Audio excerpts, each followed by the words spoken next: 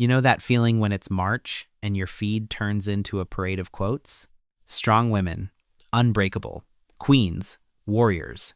And you're just standing at the sink. A mountain of dishes, hands wet. The kitchen light is warm, but the floor is cold. That low hum from the fridge that sounds like you. Then your phone lights up. You're so strong. And your body does that thing. A tiny freeze. A quiet drop in your stomach. Wild, right? Because sometimes you're so strong doesn't feel like praise. It feels like a job description. Like, don't make it messy. Don't need anything. Don't ask for help. Just keep carrying it. And that's the part nobody says out loud. Telling a woman she's so strong can be the easiest way to dismiss what hurts and gently push her into accepting what should have never been hers to hold. I don't want to be strong. I want to be held. So if you're listening right now and thinking, why does that one sentence hit me like that? You're not dramatic. You're not ungrateful. You're just fluent in subtext. Because early March can feel like this strange little holiday pregame where the world rehearses its compliments and you rehearse your smile. Picture a woman in her 40s NYC energy. She's been fine all day. That special kind of fine that costs money. She leaves work late, picks up her kid, stops at the corner store for something quick because quick is all she has. Gets home, kicks the door closed with her heel. Click, click of the lock. The apartment is dim, the kitchen lamp is warm, her coat slips off her shoulder like it's tired too. She sets her heels down by the door, and it lands with this little sound clunk, like armor touching the floor. Then her phone buzzes. You're so strong, and maybe she even smiles, because she's learned how to smile through things. But inside, something tightens, because she didn't hate the compliment, she hated what it silently demanded. You didn't hate the compliment. You hated what it silently demanded. A compliment that comes with a hidden assignment. Keep it together. Don't ask. Don't need. Don't make it heavy for anyone else. And here's the cruel part we've been trained to call that strength. But we're working with an old, broken definition of strength. The kind that only counts if you're tough. The kind that praises you most when you're swallowing the most. A definition that needs to be rewritten into something other than sucking it up. A long exhale. Keys touching a small tray. A soft clatter in the quiet. And this isn't just personal, it's cultural. We have entire industries built on flattering you into endurance. Like those retro bright Supermom commercials. You know the ones. Smiling woman, perfect hair. Everything sparkling. The music says, you've got this. Cut to real life. You're still doing the dishes, still answering the email, still remembering everyone's dentist appointment, still being the emotional Wi-Fi router for the entire house. They call you a superhero and quietly remove your weekends because, yes, people will call moms superheroes and hope they don't notice they don't get weekends off. Outside the window, neon flickers. A car passes. The world keeps moving like nothing weighs anything. And this is where the enemy shows up very politely. It's not a villain with a face. It's a system that sells empowerment while outsourcing the load back onto you. It's the closet moment, a girl power shirt hanging there, right next to a stack of bills that don't care how inspiring you are. If empowerment still leaves you alone with the weight, it wasn't empowerment. Sometimes it's just capitalism wearing feminism like perfume. Paper rustles. A receipt slides across the counter. The light stays warm, but the room feels a little more honest. And that honesty matters because now we can finally ask the real question. What happens inside the nervous system when strong becomes the only way you're allowed to exist? So, what happens when strong becomes the only way you're allowed to exist? It starts in rooms that look completely normal. Picture a meeting. Nothing dramatic, no shouting, no villain monologue, just a table, a screen, a notepad, someone clicking a pen like a metronome. The air conditioner doing that steady, dry, sound. Your collar feels a little too tight, like it shrank by 1 millimeter. You say one sentence, not cruel, not emotional, just clear. The kind of sentence that, if a man said it, would be labeled leadership. Nobody pushes back. But the air changes. It's subtle, like a cold front entering the room. A few eyes flick to each other. A smile appears somewhere, and it doesn't reach the eyes. And you feel it in your body before you can name it. You felt it. The room didn't argue. The room judged. And you start doing that fast internal math. Was I too direct? Too sharp? Too much? Should I soften the next sentence? Add a laugh? Add a smile? Not because you're insecure. Because you've learned the rules of the room. There's a double standard in how the same behavior gets translated. In one body, aggressive gets interpreted as decisive, leader-like. In another, it can get labeled hysterical, bitchy, unstable, even when you were simply being assertive. And that's not a confidence issue. That's a translation problem.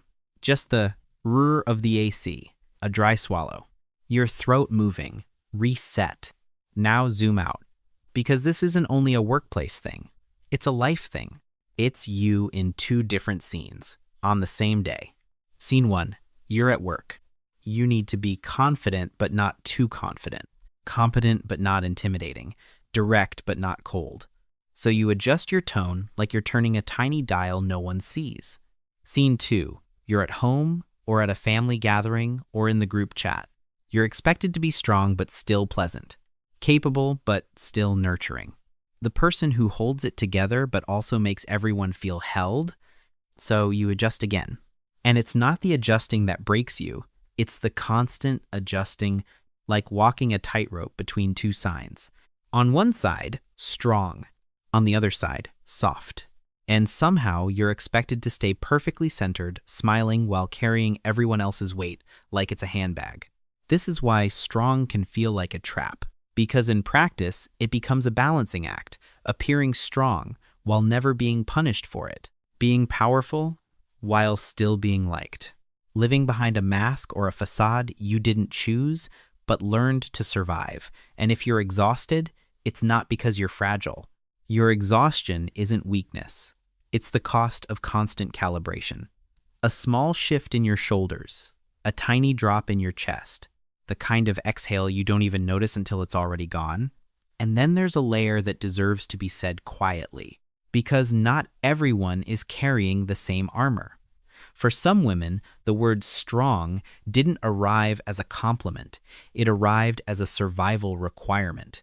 A busy intersection, racism, sexism, classism, all meeting in the same place at the same time. And in that intersection, strong can mean be the caretaker, be the center, be the one who holds the family up, be the one who doesn't fall apart because no one will catch you if you do. The strong one, the reliable one, the one people lean on and rarely look back to ask, are you okay? For some women, strong isn't a compliment. It's a cage with history, faraway traffic, a warm mug held tighter than necessary. The quiet weight of being the one who never gets to be the one.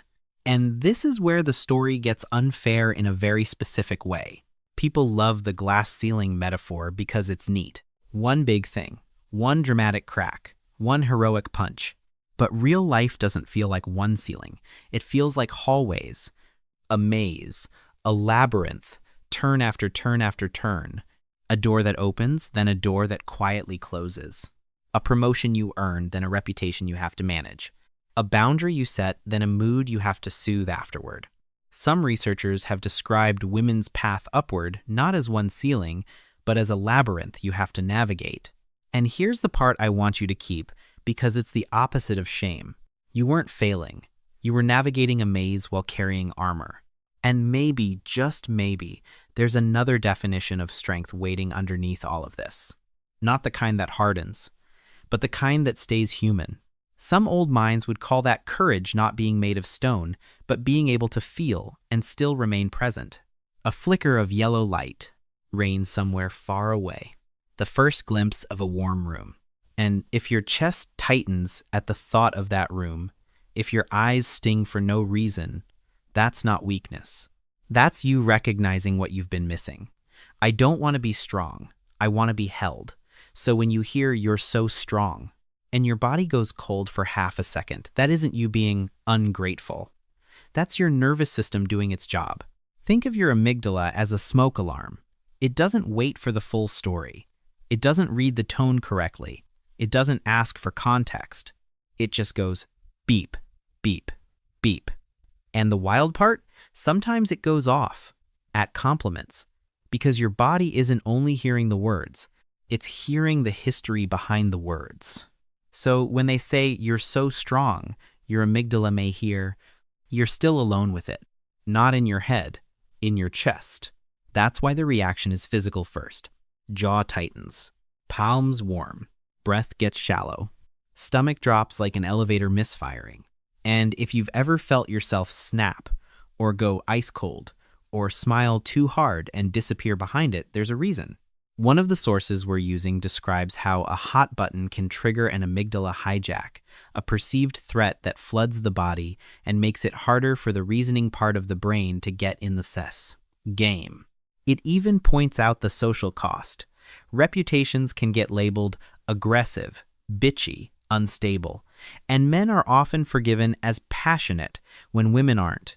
So if you've ever thought, why did I react like that? Why can't I just stay calm? Sometimes the honest answer is because your brain prioritized survival over being liked. And here, shelter rule, this is not where we tell you to fix yourself. This is where we offer you permission.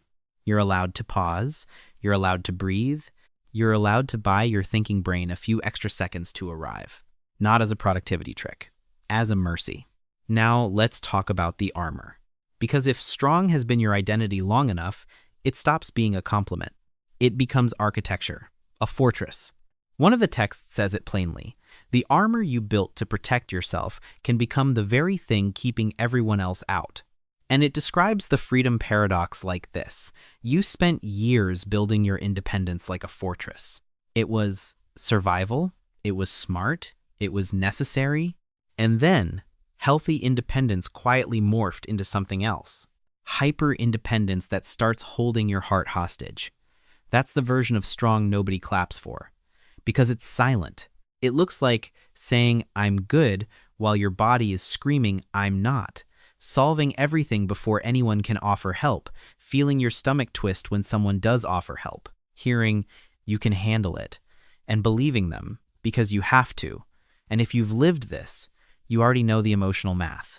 So here is the mathematics of independence. Not a study, just a mirror.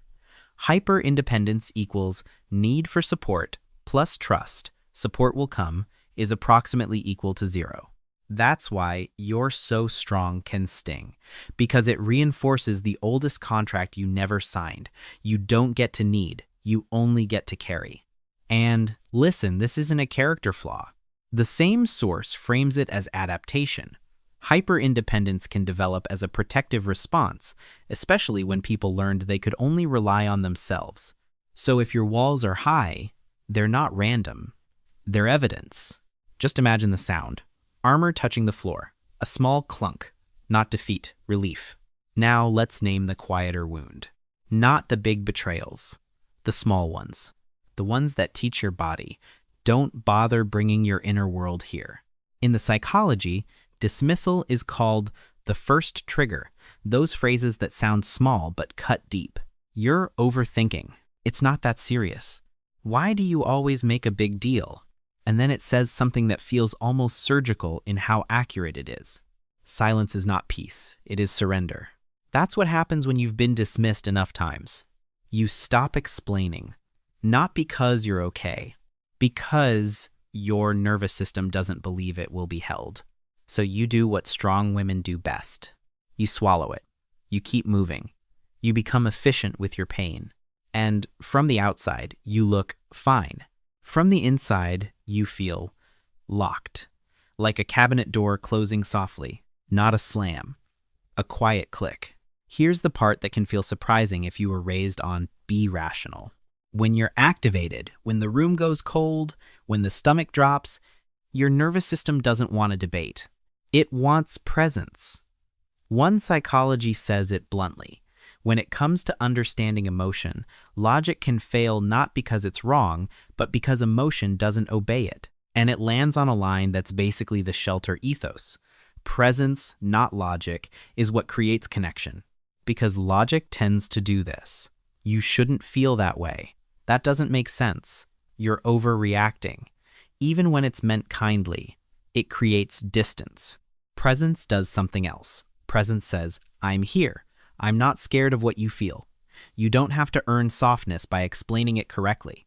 So if you've ever wanted to scream, stop analyzing me, stop fixing me, just stay, that's not neediness. That's nervous system wisdom. No new information, just sound. Rain, if you have it. A low hum. The softening of your shoulders 1 millimeter at a time. Now we get to the real heart of it. Emotional safety. Not romance, not chemistry, not communication skills. Safety. Because when you feel emotionally unsafe, the body does what bodies do. It goes into survival mode.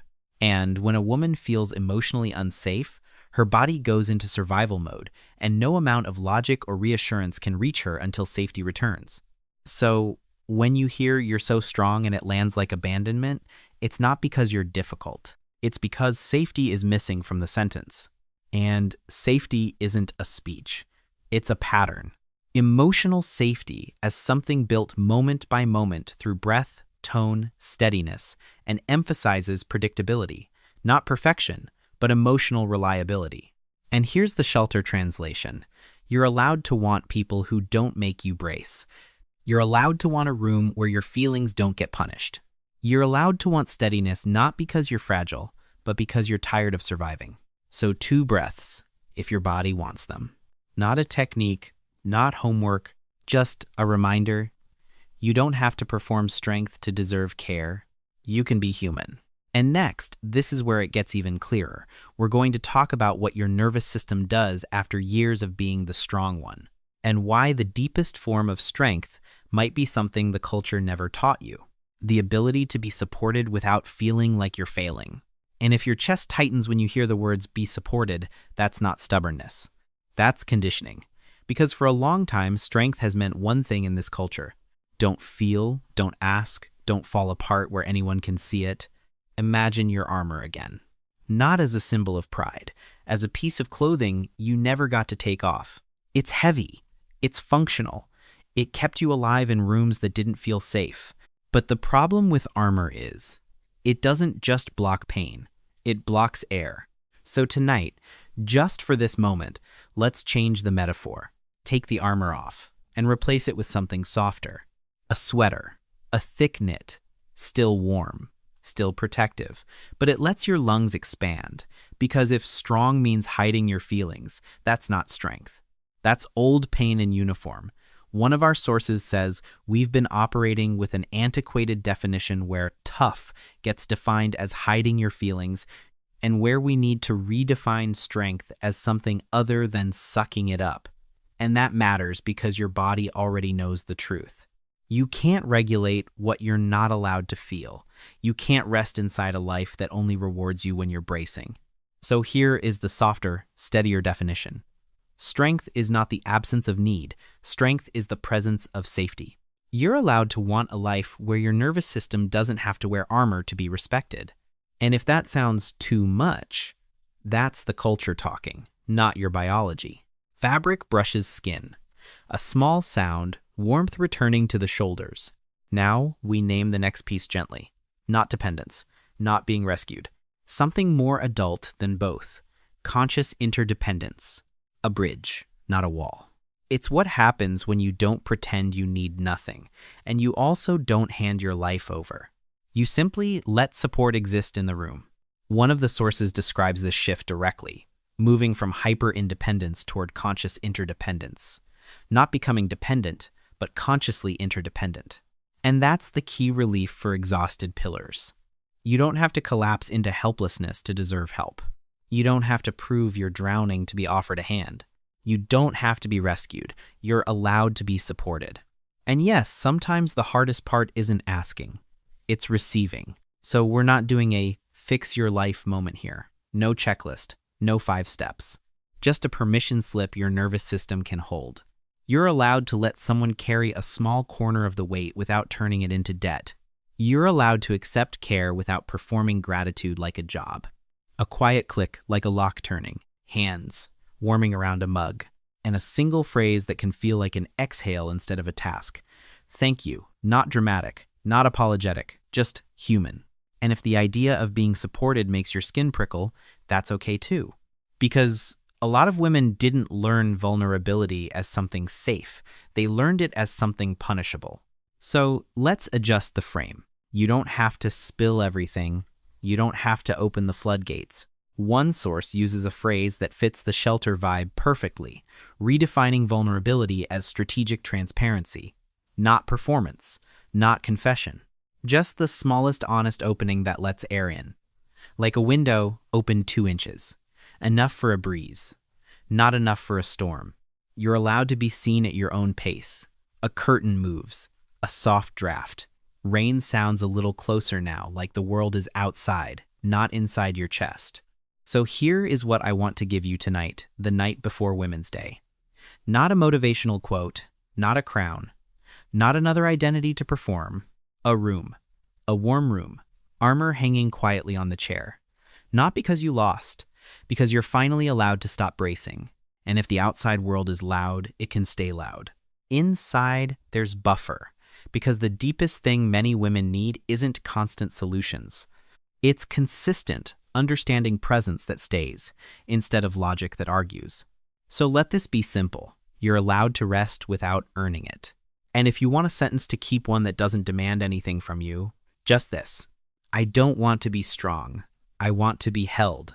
Now, no new information, just 15 seconds of quiet permission. Warm lamp glow. Low hum of the fridge. Click of the lock. Rain steady on the window. Your shoulders dropping 1 millimeter. The cold tile feeling farther away. Breath in and out and out. Happy International Women's Day. Not the version where you're praised for surviving. The version where you're finally allowed to be cared for without proving you deserve it first.